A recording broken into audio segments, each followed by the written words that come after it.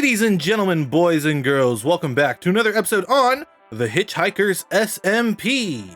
I have to show you guys something truly amazing.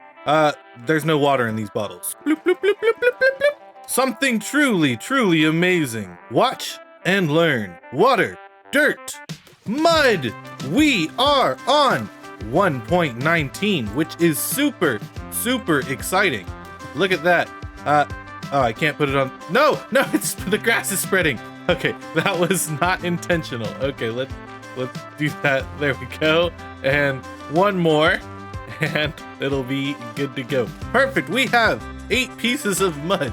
We'll definitely get some more at some point, but I just wanted to show real quick that we are on 1.19, which is very exciting. Ooh, and I just remembered we can grab some wheat. We can grab our mud and we can start making our packed mud. Oh, look at that. Each one only takes 1 piece of wheat. Okay, I didn't realize that. I thought it was going to be way more. But that's very useful. We can make some mud bricks. What if we put it in the stone cutter? So we can't put packed mud in the stone cutter. But let's see. Okay, we have 8 mud bricks now. Can I do that? Perfect. Look at that.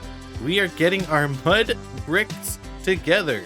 This is actually genuinely so exciting. I'm so happy we are finally on 1.19. I just realized something. Off in the distance over here, we have a pillager outpost. Ooh. Something I didn't consider in my preparation for 1.19 is that there's also the alley. The alley. Words are hard, especially when it's a word like that. The alley is a mob that will pick up items that we give it. So I'm excited for that, and I believe we have to rescue them from the pillager outpost if they're over there. Sometimes they don't spawn in it, so we might have to find a different outpost or a woodland mansion, because those are the only places that they spawn. Oh, and I just thought of one more thing. We can also make a chest boat now. Ooh, look at that. Perfect. That's actually going to be very useful for us. Okay, so how does this chest boat work? Or boat with chest is what it's called. So, okay, so I can shift click it and get the inventory for it. Ooh, okay, and if I'm in there and I press E, I can also open that up. Okay, all right, let's make our way over to our pillager outpost. Hey guys, welcome to 1.19. I'm sure you guys are thrilled to be here as much as I am. Just don't shoot me. Please don't shoot me. I don't deserve it. Or do I? I forgot I had wolves over here. You guys are gonna protect me real quick while I see if there's any allays to be free.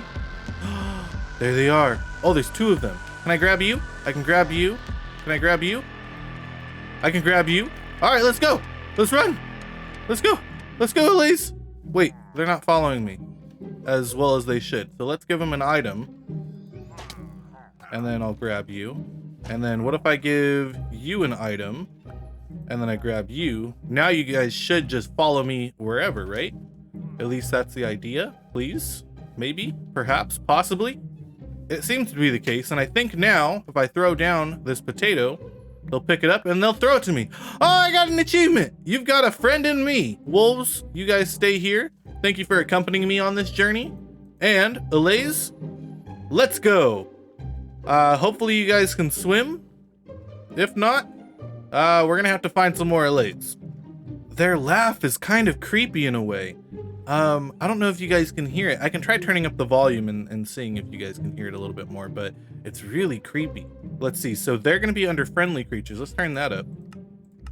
Let's see. Can we hear them laugh? Ooh. Creepy. They do tend to get stuck on edges like this, which is a little unfortunate, but then you jump and they get flung. It's very interesting. Let's go ahead and tie you guys to the post for now, just temporarily. I'll come back to you guys in a second. Let's go ahead and turn their volume back down because the laugh is a little creepy. But what I believe is the case for them is if we give them amethyst shards while there's music playing, we should be able to duplicate them. And I'm really not sure how this works. I think we need a jukebox. There we go, 1 jukebox, and I think we need a disc as well. Ah, yes, we have 3 music discs. We'll just go ahead and put in mellow high for now. All right, let's throw down a jukebox. We'll play some music and we should see them dance, right? Are you guys gonna dance? You're supposed to dance. Doesn't look like they're dancing, but let's try giving them an amethyst shard. Is it because they have a lead on? No, give me back my shield, please. I gave them amethyst shard. No duplication though. Here, let's take those back. What if I unlead them? Will they start dancing then? No. Did I do it wrong? Here, come back over here. They don't seem to be dancing. Oh my goodness. So I just looked it up and this is only a feature in 1.19.1. We're just in 1.19. We can't duplicate these guys. Oh no. Okay. Well, I have two. That's useful, I think. Well, regardless of what happens, we'll eventually be able to. It's just a matter of time before we update to 1.19.1. I guess in the meantime, we can still do a little bit of testing though. I do want to see if I give them an enchanted book, if they pick up all enchanted books or just a singular version of it. So let's find out. Hello, I'm gonna give you a book and let's throw down some more. Okay, he picks up one, throws it to me. Okay, so they do pick up all enchanted books if you give them one, which is very useful. I'm sure they have other uses as well. I'm just not sure off the top of my head what to test out for them. Something I do want to test out though is going back to the mud block. If we grab just a singular empty bottle and we go to the bottom of the ocean. Actually, I think this is all gravel down here, right? No, we have some dirt. Okay. So if we go down here with a empty bottle and we just hold down the right mouse button. Oh, okay, there we go. We can make a bunch of mud just down here, just by right clicking a whole bunch, just because the empty bottle will fill it up with water first. And then when we right click on the dirt, it'll turn into mud. So that'll be really interesting. We could probably do this in the swamp areas too if we want to get rid of the dirt look and make it look more muddy. So that'll be interesting for sure. Oh, that begs another question though about like the empty bottles, water bottles, etc. Let's do a couple different tests here.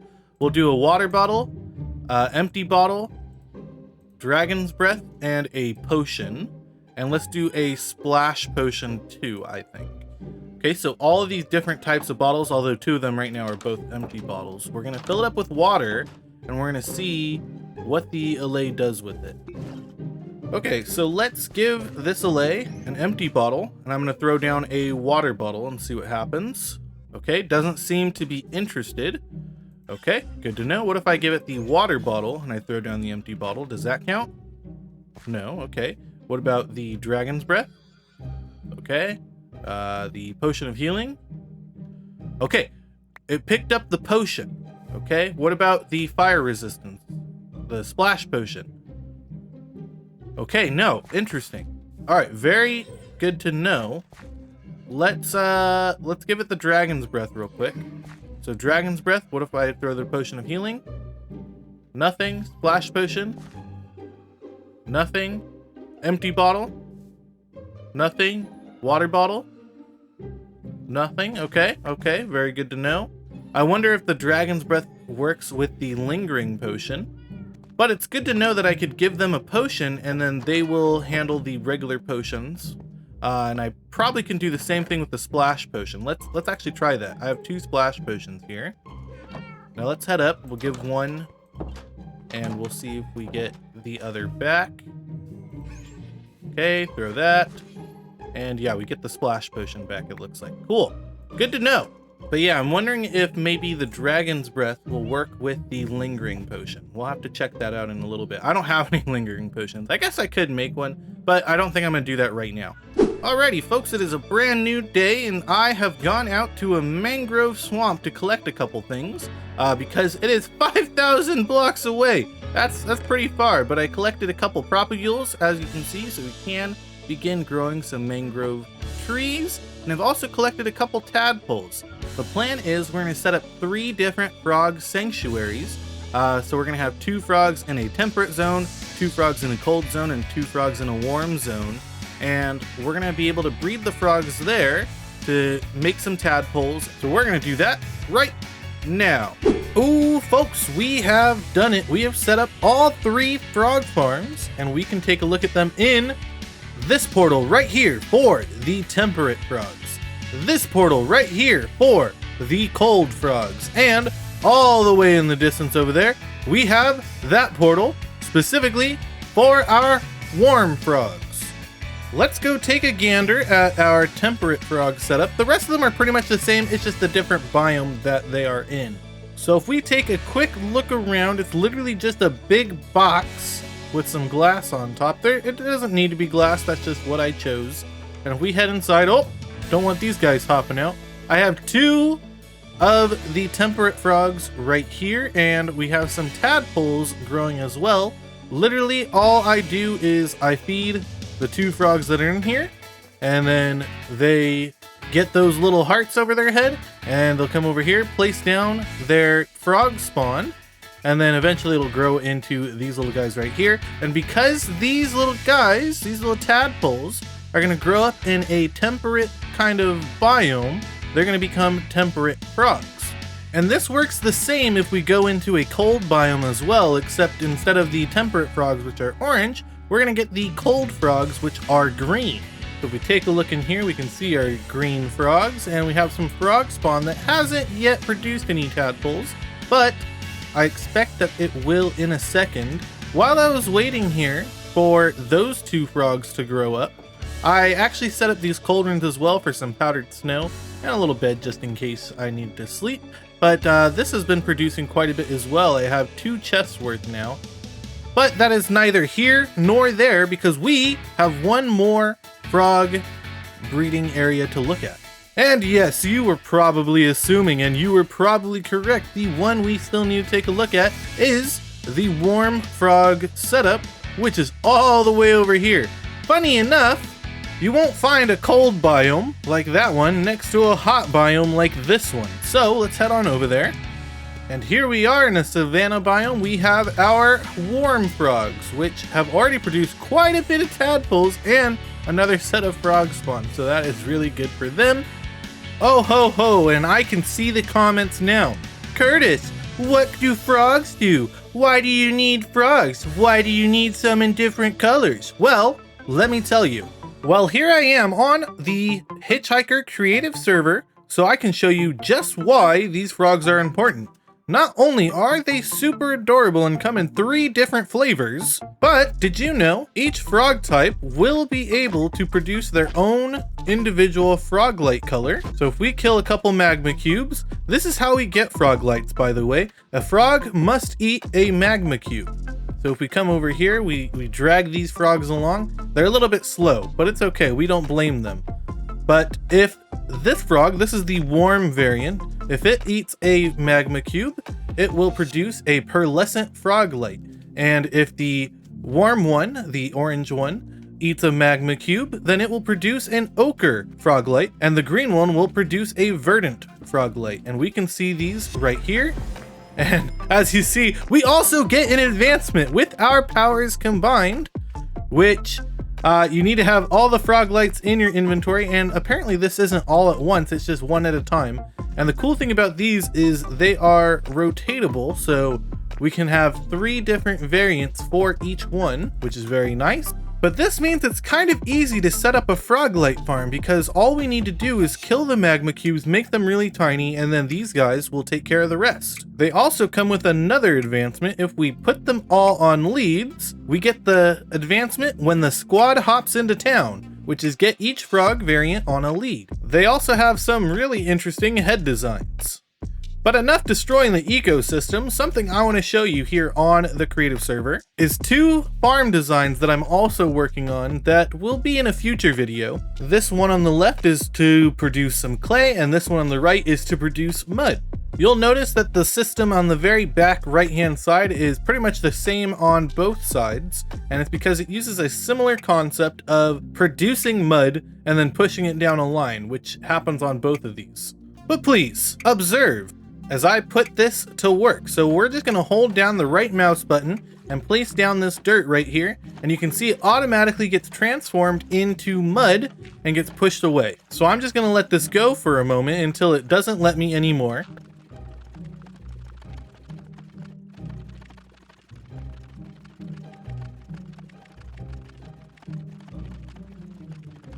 All right, there we go. So all of it is filled up, and we can see that already some of this mud is turning into clay. And the reason for this is they're sitting on top of a block that underneath has some pointed dripstone, and that's going to drain it of its muddy property, turning it just strictly into clay. Now this one over here works on a similar concept, except it produces a giant mud block, and then a TNT duplicator will pop a TNT down here. Blowing it up, it goes into the water stream into these chests down here. And so we can test this out real quick. Okay, I heard the skulk sensor go off and the TNT goes down. The mud gets blown up and it goes directly into this chest right down here. It's kind of slow. And there are some losses being taken. If you don't want to do the TNT duplication, you don't have to, and then this will just produce a big block of mud that you can dig up yourself. But otherwise, I think it's a pretty neat design, and you'll never run out of water bottles to convert these into mud. So I would classify these as kind of automatic, except for the fact that if you don't have a supply of dirt to constantly put in it, it doesn't always work. And obviously the clay one, you're not going to be able to harvest it automatically either. So this is what I'm going to do. I am going to put a poll on my channel later today, and what it's going to have is a decision for you guys to help me make. Which farm should I make first? Should it be the clay farm? Should it be the mud farm?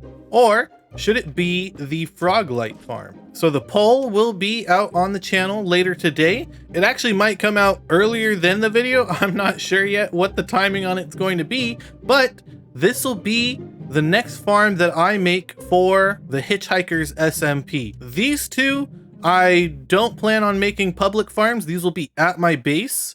But the Froglight farm, I do plan on making public for anybody in the Hitchhikers SMP to collect from. So definitely take some time out of your day to vote on that. That way we can figure out what is the best option for the next farm in our areas.